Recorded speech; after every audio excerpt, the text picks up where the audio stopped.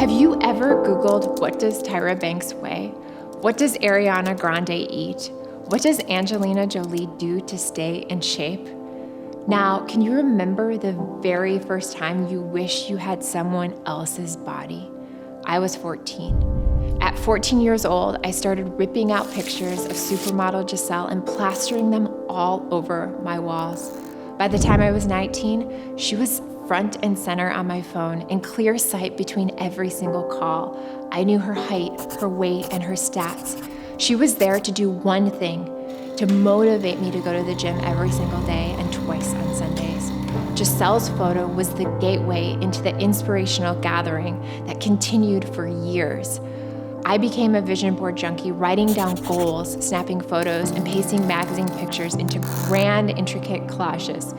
At a very young age, I started to calculate my perfect self and what that was going to look like down to the very inch. Sadly, I know I'm not alone in my vision boarding. It's a hobby of young girls worldwide.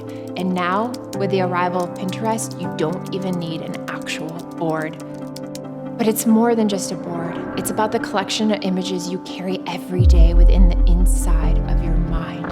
Every day across several platforms, you're exposed to ads and messages and images about what your body should look like, what is considered beautiful, and what kind of body you need to be happy. I'm going to take a wild guess that at some point in your life, maybe in this very moment, you too wish you looked like someone else. Maybe you just wish you had someone else's nose or someone else's cheekbones or thighs. You probably developed a mental picture of what perfect should be. But here's the hard truth, the very, very hard truth. The mental image you're striving for doesn't actually keep you motivated to be the best version of you. It actually keeps you miserable. When you're in the trenches of dieting and vision boarding, it is so hard to step back and recognize that the images you surround yourself, the images that you've carried on for years, create constant feeling of loss. The more you stay in the feeling of loss, the further you move away from gratitude for your own body, and the harder it is to be healthy from the inside out. The moment you lose gratitude for your body is the moment an unhappiness sets in. Giselle's legs are perfect for her, not for you, not for me. Looking exactly like her is not going to happen, and that's actually a very beautiful thing.